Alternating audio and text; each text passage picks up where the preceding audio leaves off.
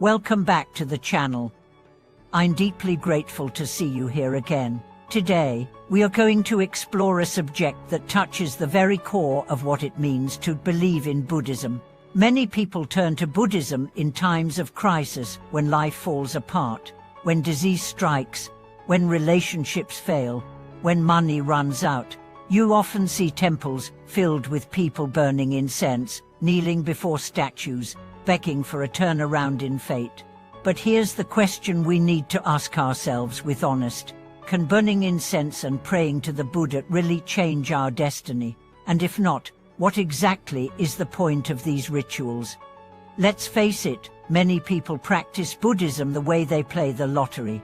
They come to the temple once or twice a year, burn some incense, maybe make a donation, and then walk away hoping their wishes will be granted. But is this what Buddhism teaches? Is the Buddha some kind of cosmic vending machine that gives you blessings when you insert enough offerings? Or is there a deeper truth that we've missed entirely? The truth is, the Buddha is not a god. He's not a deity who intervenes in human affairs based on whether we worship him enough. The Buddha is an awakened one, someone who saw through the illusions of the world, broke free from the cycle of suffering, and taught a path so that others could do the same. What he offered was not a system of rewards and punishments. What he offered was the Dharma, a precise and profound teaching on how to transform your own mind, your own heart, and thereby your own destiny. Let's look more closely. What is fate? In Buddhism, your fate, your present conditions and experiences, are the result of past causes. These causes are not determined by some external authority. They are your own actions, thoughts, and intentions. Karma means action. And every action plants a seed.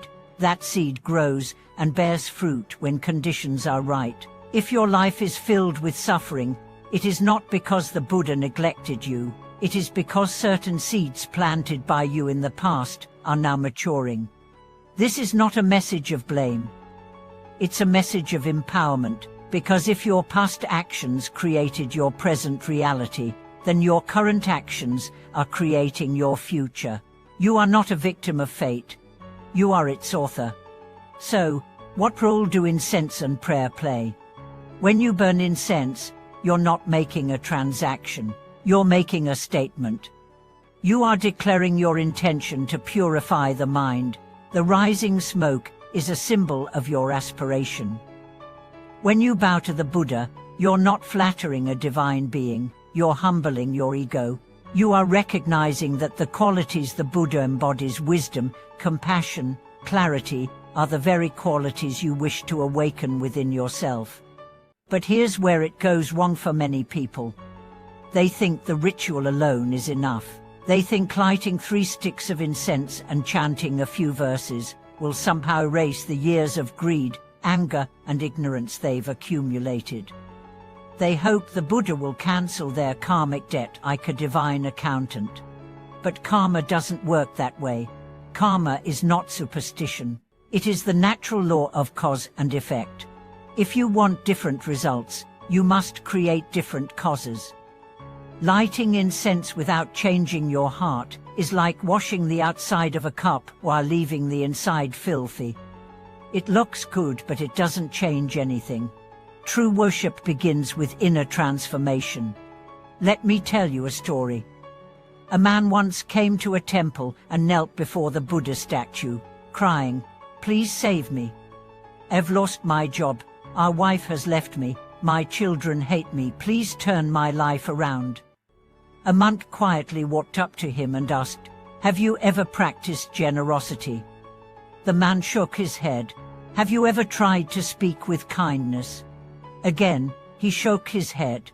"Have you taken time to reflect on your mistakes?" Still no. The monk then said, "You're asking for a harvest from a field you've never planted. Why not begin now, today, to sow the seeds of your future happiness?" That is what true Buddhist practice is about, not begging, but becoming. Not superstition, but self-transformation. The Buddha doesn't change your fate. You do, by walking the path he laid out. So what does that path look like? First, it begins with right view. Understand the law of cause and effect. See clearly that every thought, every word, every deed has consequences. When you lie, cheat, or hate, you're not just harming others, you're harming yourself. You're carving patterns into your mind that will repeat again and again. Second, cultivate virtue. This isn't about moralism, it's about creating the conditions for peace. A person who refrains from harming others, who practices honesty, who lives simply and kindly, naturally experiences a lighter heart, clearer mind, and more harmonious relationships. This is not magic, it's cause and effect. Third, practice mindfulness and meditation. Learn to observe your thoughts without judgment. Notice how greed rises. See how anger forms. Watch how fear takes over. When you can see these processes clearly, you're no longer their slave. You can respond instead of react. You can choose wisdom over impulse. Fourth, develop compassion. Begin with yourself. Forgive your past. Acknowledge your pain. Then extend that compassion outward. Understand that everyone is suffering in some way. Everyone is struggling with their own karmic baggage. When you stop taking things personally, you stop adding fuel to the fire. You become a source of calm in a chaotic world. And fifth, make your practice real. Don't just light incense, light up your heart. Don't just bow to the Buddha, bow to your own potential. Don't just chant mantras, live them. Let every act of your day become a prayer. Let every interaction become a temple. Remember, the Buddha doesn't live in statues. He lives in your awareness. Every time you choose honesty over deceit, patience over rage, humility over pride, you are honoring him. You are becoming him. So, can worshipping the Buddha change your fate? Yes, but only if it changes you. Only if your incense is accompanied by introspection. Only if your chanting is accompanied by compassion. Only if your prayers are accompanied by practice. Then the smoke of your offering will not rise in vain. Then your karma will begin to shift. Then your life will begin to reflect the peace you are cultivating within. And the best part, you don't have to wait for the next festival. You don't have to buy more incense or donate more money. You can begin now, in this very moment, by choosing to wake up, by choosing to take responsibility, by choosing to live with awareness. That is what the Buddha wants. Not worshippers but awakeners. Thank you for watching this video. If this message helped clarify your path, please share your thoughts in the comments.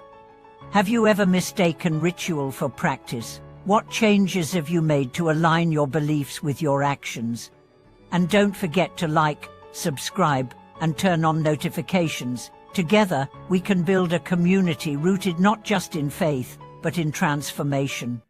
Until next time, may your heart grow clearer, your mind more open, and your path more peaceful with every step you take.